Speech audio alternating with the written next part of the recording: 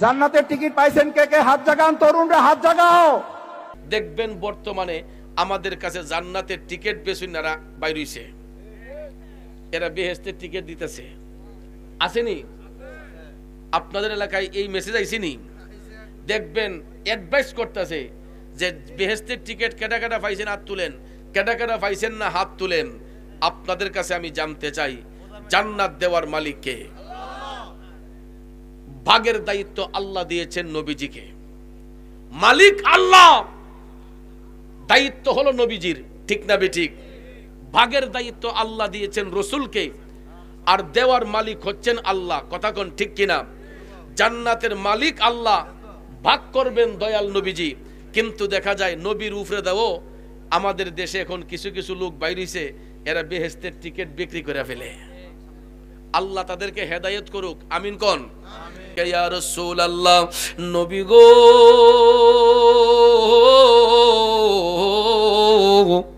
ওগো দিনের নবীজি, আমি আপনার কাছে একটা কারণ জানতে এসেছি।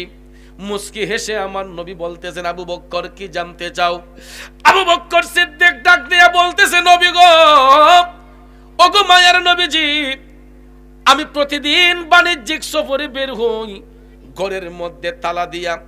আজকেও আমি আমার ঘরের মধ্যে তালা দিয়া আমি যখন বাণিজ্যিক সফরে বের হলাম, সফর শেষ করে বাড়ির দিকে যখন প্রত্যাবর্তন করলাম, নবী গো, আমি আমার বাড়ির আঙ্গিনায় আইসা শুনতে পাই কে যেন মধুর কণ্ঠে কোরআন শরীফ তেলাওয়াত করতেছে।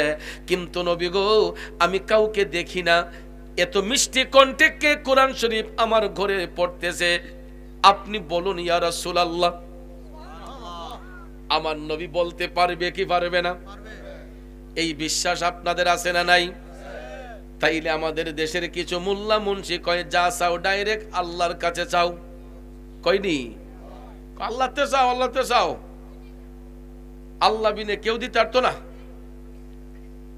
এরকম ভাবে দেখবেন কিছু কিছু চাপাবাজ আছে, বলে ভাইয়ের আমার, দিবেন তো আল্লাহ, ওই আল্লাহ ছাড়া দেওয়ার কেউ আছে?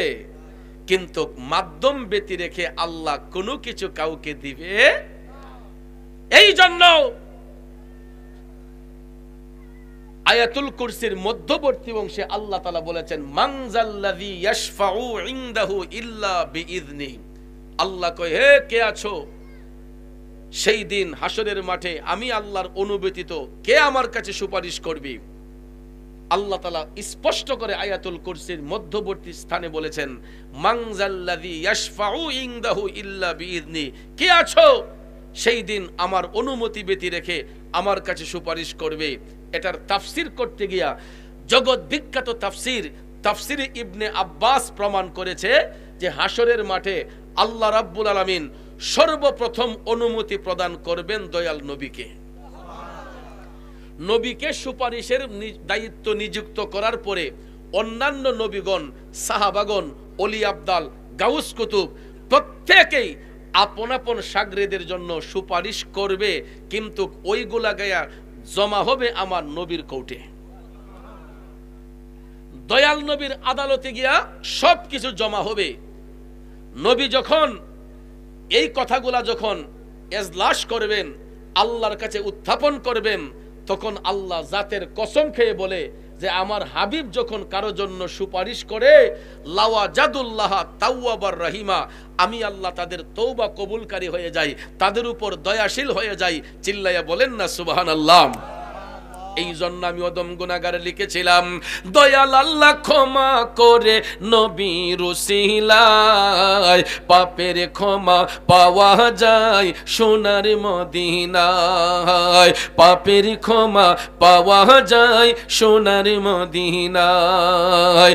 দয়াল আল্লাহ ক্ষমা করে নবীর উসিলায়, পাপের ক্ষমা পাওয়া যায় সোনার মদিনায়।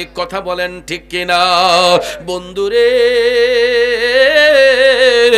যেই কোনো ইবাদত করতে যাইয়া যদি কেউ দয়াল নবীরে ওসিলা বানায়, তখন এই অ্যাপ্লিকেশনটা খুব দ্রুত আমার আল্লাহর কাছে কবুল হয়ে যায়।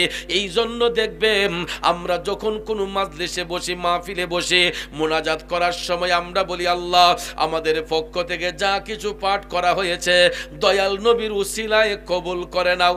বলিনি বাজান? যখন নবীর ওসিলা বানানো হয়, নবীর ওসিলা যখন দেওয়া হয়, আল্লাহ খুশি হয় না বেজার হয়? এই জন্য আল্লাহ তাআলা ঈমানদারদেরকে শিখাইয়া বলতেছে, ইয়া আইয়ুহাল্লাযীনা আমানুত্তাকুল্লাহা ওয়াবতাগু ইলাইহিল ওয়াসিলা। আমার আল্লাহ কই, হে ঈমানদারের দলেরা, যদি তোমরা আমি আল্লাহর ভয় অন্তরে রাখতে চাও, আমাকে পাইতে চাও, ওয়াবতাগু ইলাইহিল ওয়াসিলা, তোমরা ওসিলা তালাশ করো। সুবহানাল্লাহ কোন। দেখেন, আল্লাহ জানতেন বেঈমান, মুনাফিক, দাজ্জাল, কাজ্জাবেরা এরা ওসিলা মানবে না, এরা ওসিলার বিরুদ্ধে থাকবে। আর ওসিলার বিরুদ্ধে থাকবে বিদায় দেখবেন বর্তমানে আমাদের কাছে জান্নাতের টিকিট বেচুনারা বাইর হইছে, এরা বেহেশতের টিকিট দিতেছে। আসেনি আপনাদের এলাকায়? এই মেসেজ আইসিনি? দেখবেন অ্যাডভাইস করতেছে যে বেহেশতের টিকিট কেটা কেটা পাইছেন হাত তুলেন, কেটা কেটা পাইছেন না হাত তুলেন। আপনাদের কাছে আমি জানতে চাই, জান্নাত দেওয়ার মালিক কে? ভাগের দায়িত্ব আল্লাহ দিয়েছেন নবীজিকে। মালিক আল্লাহ, দায়িত্ব হলো নবীজির, ঠিক না বেঠিক? ভাগের দায়িত্ব আল্লাহ দিয়েছেন রসুলকে, আর দেওয়ার মালিক হচ্ছেন আল্লাহ। কথা কোন ঠিক কিনা? জান্নাতের মালিক আল্লাহ, ভাগ করবেন দয়াল নবীজি। কিন্তু দেখা যায় নবীর উপরে দাও, আমাদের দেশে এখন কিছু কিছু লোক বাইরেছে, এরা বেহেশতের টিকিট বিক্রি করে ফেলে। আল্লাহ তাদেরকে হেদায়েত করুক, আমিন কোন? আরো জোরে কোন আমিন। বাবাজিরা আমার, বন্ধুরা আমার, খুব মনোযোগ, যেই কথা বলেছিলাম, আবু বকর সিদ্দিক ডাক দিয়ে বললেন, নবী গো, আমার ঘরের মধ্যে কে কোরআন শরীফ পড়তেছে? আমি তো কাউকে দেখি না, আপনি বলুন। আমার নবী বলতে পারবে কিনা? রাসূল বললেন, আবু বকর, তোমার ঘরের মধ্যে এমন কি জিনিস তুমি রেখেছো যেই জিনিসটারে তোমার জানের চেয়ে বেশি ভালোবাসো? আবু বকর সিদ্দিক ডাক দিয়া কয়, নবী গো, ইয়া রাসূলুল্লাহ, ইসলাম ধর্ম কায়েম হওয়ার পর থেকে আপনি নবী এবং মহাগ্রন্থ আল কোরআন ছাড়া আমার কাছে আর কোনো প্রিয় জিনিস নাই। নবী গো, আপনি যখন উমরা করেছিলেন, আমি আপনার পিছনে গোলামিতে ছিলাম। উমরা হজ শেষ করে আপনি যখন মাথা মুবারক মুন্ডন করেছিলেন, আমার গায়ের রুমালটা বিছিয়ে রেখেছিলাম। নবী গো, আমি দেখতে পেলাম আপনার কয়েকখানা চুল মুবারক আমার রুমালের মধ্যে এসেছে। ইয়া রাসূলুল্লাহ, আমার রুমালের মধ্যে কয়েকখানা চুল আমি দেখতে পাইলাম। তখন আমি দেখলাম আপনার চুল মুবারক থেকে মেশক আম্বরের ঘ্রাণ বের হচ্ছে। ইয়া রাসূলুল্লাহ, নবী গো, আমি চিন্তা করলাম এই চুল মুবারক আমি কোথায় রাখবো। নবী গো, আমি আমার ঘরে যাইয়া দেখলাম সবার উপরে কোরআন শরীফ রাখা আছে যত্ন করে। আমি চিন্তা করলাম এই জায়গার মধ্যেই আপনার চুল রাখা সমীচীন। এই জন্য নবী গো, আমি কোরআন শরীফ খুলিয়া এর ভিতরে আপনার চুল মুবারক খানা যত্নের সহিত রেখেছে। কারণ যখন আমি আপনার কোরআন তেলাওয়াত করতে যাই, তখন আমি আপনার চুল মুবারক থেকে মেশক আম্বরের ঘ্রাণ নিতে থাকি। আরো জোরে কন্যা সুবহানাল্লাহ। ইয়া রাসূলুল্লাহ, এই দুইটা জিনিস ছাড়া আমার ঘরের মধ্যে আর কোনো প্রিয় জিনিস নাই। তখন আমার নবী ডাক দিয়া বলতেছেন, আবু বকর শোনো, ইন্নাল মালাইকাতা ইয়াজতামিউনা ওয়া ইয়াকরাউনাল কুরআন। রাসূল বললেন, হে আবু বকর, নিশ্চয়ই এরা রহমতের ফেরেশতা। এই রহমতের ফেরেশতারা তোমার নবীর চুল মুবারকের পাশে বৈশা মধুর কণ্ঠে কোরআন তেলাওয়াত করে। আরো জোরে জোরে কোন আল্লাহু আকবার। ইয়া রাসূলুল্লাহ, পলকে জীবন দিয়ে দেব যদি নবী তুমি চাও, কলিজা টুকরা করে দেব যদি নবী তুমি চাও। ও গোয়ারি জি জানাই এই অধমের একবার দেখা দাও, হাবিবি ইয়া রাসূলুল্লাহ, হাবিবি ইয়া হাবিবাল্লাহ, হাবিবি ইয়া রাসূলুল্লাহ, হাবিবি ইয়া হাবিবাল্লাহ।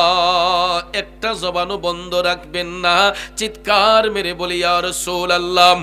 তাইলে বাজান আবু বকর সিদ্দিক